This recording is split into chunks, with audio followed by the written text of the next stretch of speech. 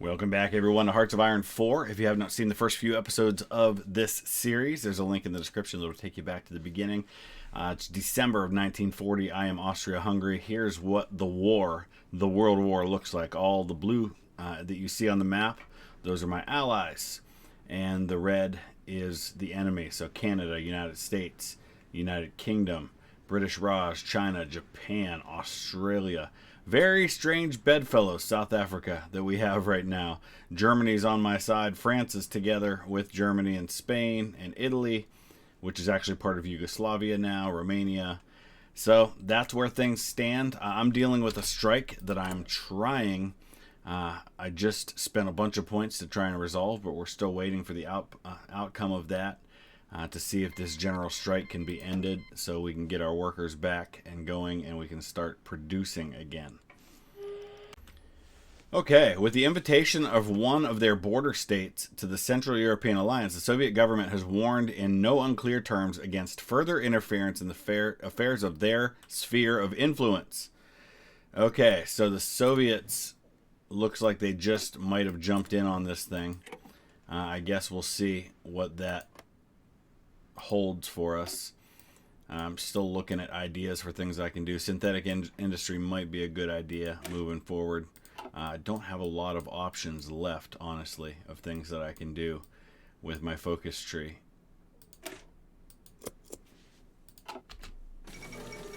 So Finland joins the Central European Alliance, probably to counter the Soviets. And you can see right now, they haven't joined yet, but about 6 to 7 fielded manpower on my side, anywhere from 2.5 to 6 on the enemy side.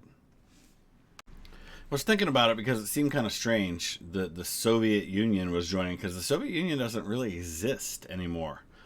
We have instead the SSSR, which is kind of the descendant of the Soviet Union, but it's a slightly different version of it. But they don't seem to be really allied with anyone at the moment. Working on research right now, oil processing. We're just now getting caught up on interwar artillery, machine advanced tools, and our first atomic research. We're going to start working on some planes here. Yeah, I think we'll do the advanced small airframe. So 3 times now I've gotten this strikes notification, and I keep choosing proposed new welfare legislation, and it spends 145 political power, but it says it gives me an 80% chance to get the Workers' Rights Protection Act or a 20% chance to get the event strikes, and every time I've gotten strikes again. So I feel like maybe that's broken or my luck is the worst ever, because there's no way 3 times in a row that I've gotten the 20% option. So in that case, I'm going to go and try something different. Send in the troops, arrest the strikers, execute the ringleaders. We'll see if that has any better hope of success than the last option. We'll see in 30 days. So can we talk about Mexico for a minute here? The Mexican Soviet Republic, who has declared war on all of Central America and is also at war with the United States, and not doing too bad so far. They have made incursions into Arizona, New Mexico, and Texas. So far, so good for them. I'm really kind of surprised by that, but I would guess it's only a matter of time before the U.S. mobilizes over there. All right, the Battle of Oak Street. So we are quickly running out of options. It just seems like no matter what I do, I cannot win against these strikers. I don't know what other option I've got at this point, the way things have gone so far.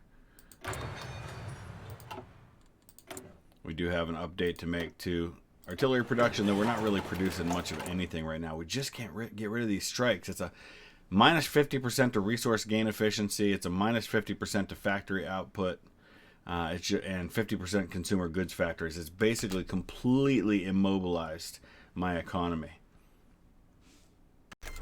Okay, here we go again. Let's try this one more time. We're going to send in the troops again. I just don't know what else to do. So again, it'll take 30 days, and we'll see what happens with it. In the meantime, let's see. Do we want concentrated fire? No, we'll take the soft attack bonus. And we've got our first atomic research, but that's about all we'll be able to do there for the time being. Okay, so we are at war now with the SSSR. So it's the Soviet Socialist Republic. And that is a concern of us. So I guess I'll send some troops over there, even though I can't produce any equipment. I can at least help out on the border of what's happening here. So we'll throw those divisions. Actually, I got to cancel their area defense order first, and then we're going to throw them right in here on the border in Germany. See if we can't help out. Once again, the strike option failed. I am 0 for 5 on dealing with this strike. I just don't understand. It almost feels like no matter what you do, there's nothing you can do to break the strike. Now my stability is at 9%. I'm spending every available option that I have to try and deal with this.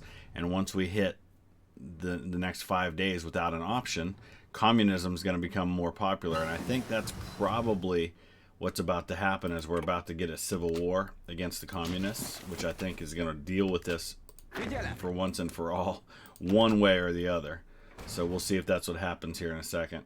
I think we're about to have a civil war, though. There it is. All right.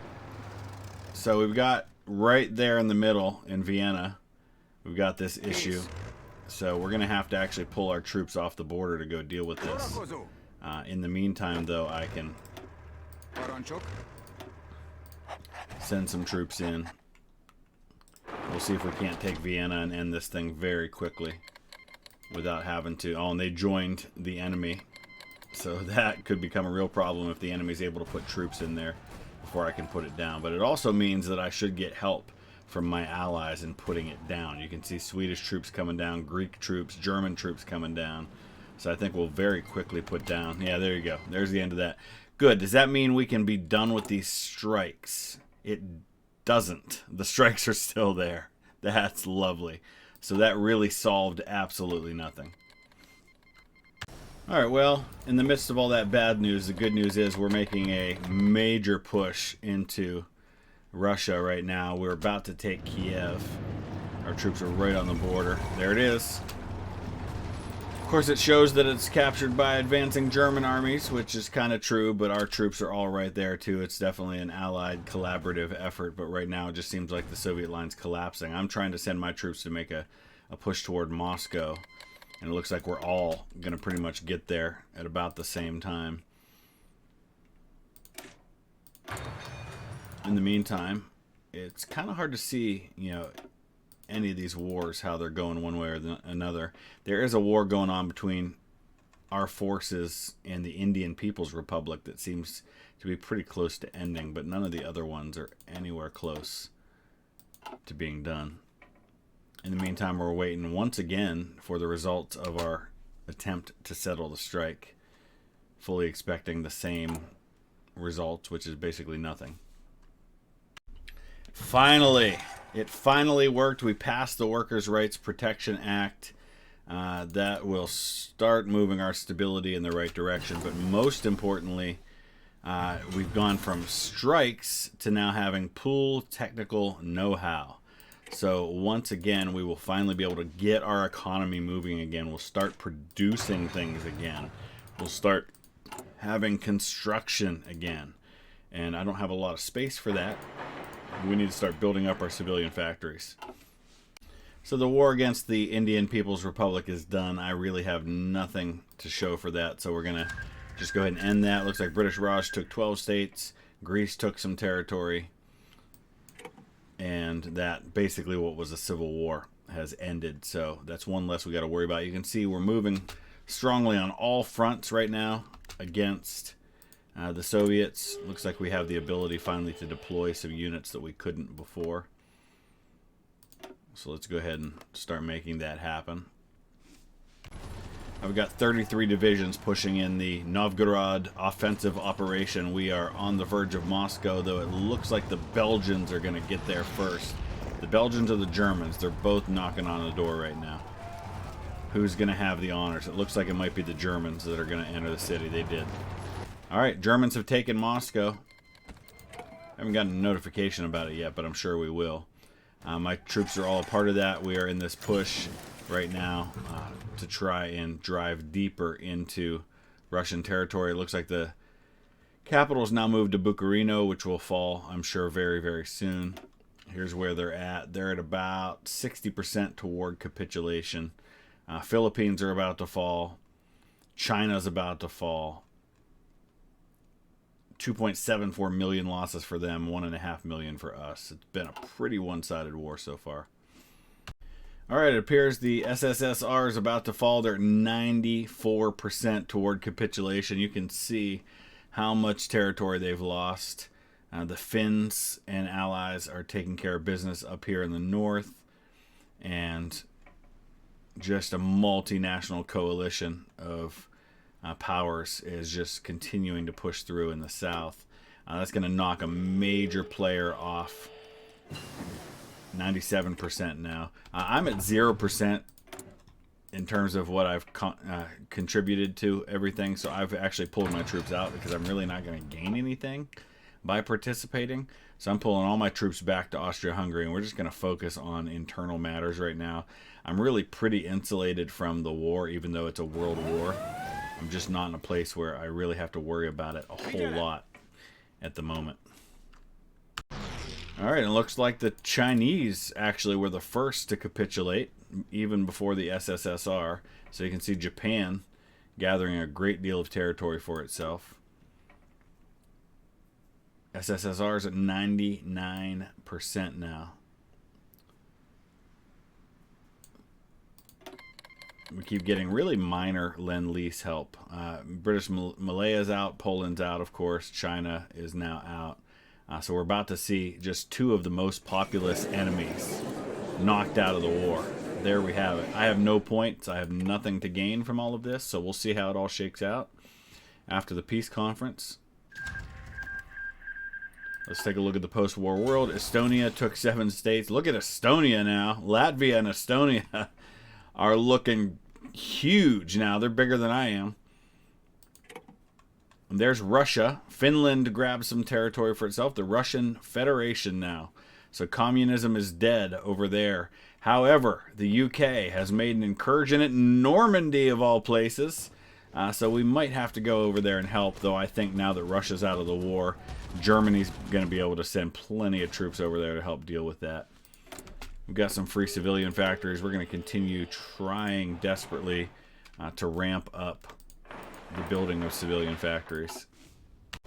So I've put together a little quick movement for all seven of my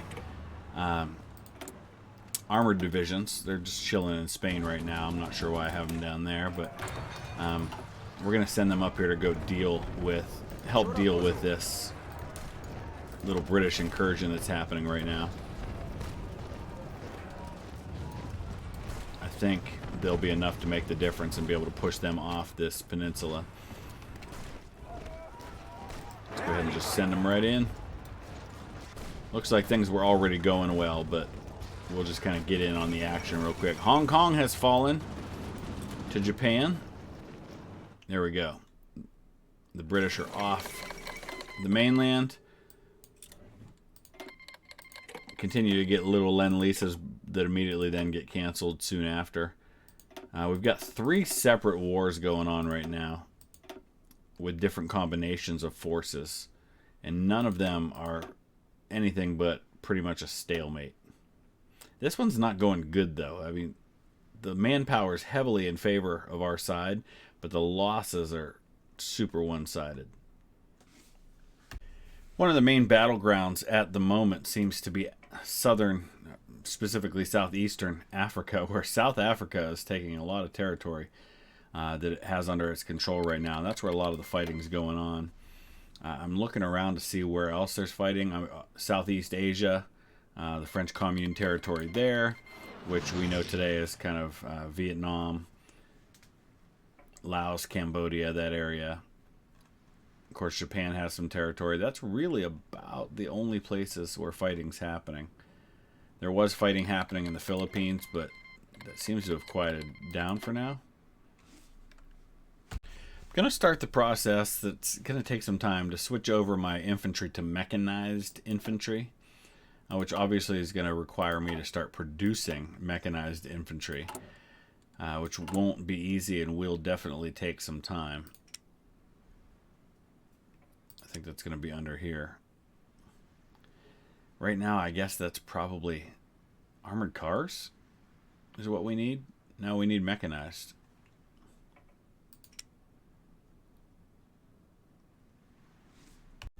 I don't know how I looked at armored cars and didn't see mechanized right underneath it. So we can actually create variants of that. We don't really have a lot of Army experience with which to do that right now. So we'll probably wait a little bit to make that happen. We'll at least bump up the reliability a little bit. Gonna need a ton of that. Well, only 4,000 to start. It's actually not as bad as I thought it would be. The British have landed at Calais, so once again we are sending our armored forces over there, but looks like they've been driven off successfully. I'm going to start working on some large airframes.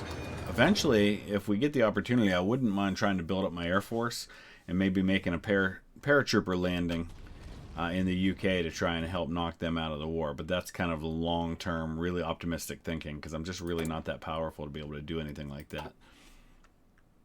Well, we've got experimental rockets, so we could build our first rocket site. Not that it necessarily will do a lot for us at the moment, but hey, why not? Let's build a couple of those.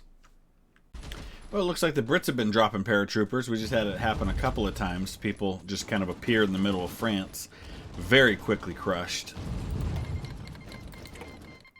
Still kind of a standstill, though. We've got these 3 different wars, and none of them are moving. And the problem with that is that until these wars are resolved and I can get out from the alliance that I have with Czechoslovakia and Yugoslavia, I can't reform the Austro-Hungarian Empire, which was the whole point of this playthrough. So I may just have to kind of jump far into the future, kind of watch and see what unfolds. Hopefully have a chance to still do that, but I feel like the circumstances of this playthrough have kind of made that impossible right now. So for now, I'm going to wrap this episode up. I'm going to kind of keep playing this on my own. If it gets to the place where I can do the things I want to do, and I will keep playing it, then I'll come back and record more of this series. In the meantime, probably focus on some other things. So let me know your thoughts. Use the comment section below, and we'll see you again soon. Thanks for watching.